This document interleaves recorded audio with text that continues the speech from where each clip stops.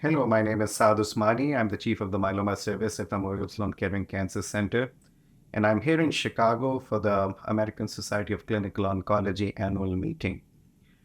Let me just share with you some of the key myeloma abstracts that are going to be presented here that I found, quite interesting. Amongst, the most popular topic being bispecific antibodies and CAR T cell therapies, I think we have several updates, long-term follow-up updates of CARTITUDE-1 study. There is new data that's going to be presented on the randomized phase 3 study of cilta-cel compared to standard of care triplet regimens.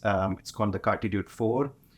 It read out positive, in a big way, and we're waiting to hear the data. But I think this may change, the label for this particular product, potentially later this year, and open up this option for a lot of our patients. What I'd be really interested in looking at is the depth of response patients got, and the safety signal.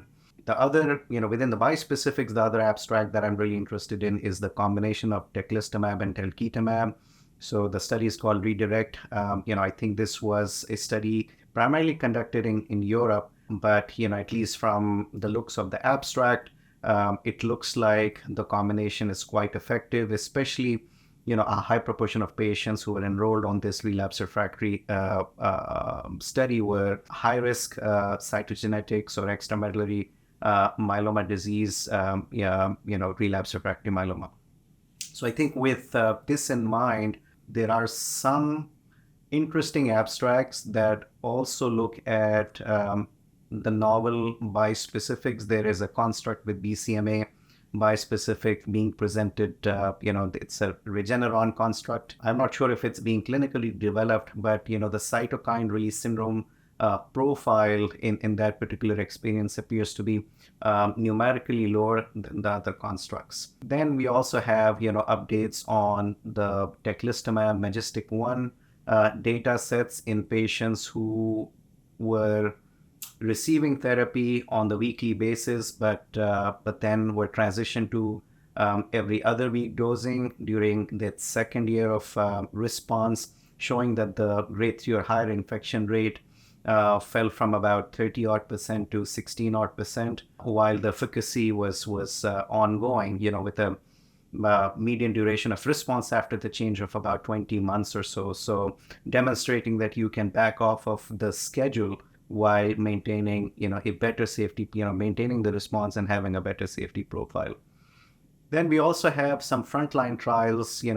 There's a very interesting study of, carfilzomib Lendex with or without elotuzumab in the frontline setting being presented, looking at the depth of response. Interestingly, in the ELO quadruplet combination appears to be higher. I think it's around 50 odd percent compared to 35% in the KRD arm. So, I found that particular abstract to be quite interesting. And then we do have some real world data being presented with cilta-cel, and I would be curious to look at, in more detail, the responses in the out of specification products in patients who have had prior BCMA therapies in the past. I think, we need to see whether what, the long-term data being shared in the Legend trial and the CARTITUDE-1 study, whether we're seeing any differences in the response rates or durability of response in the real world.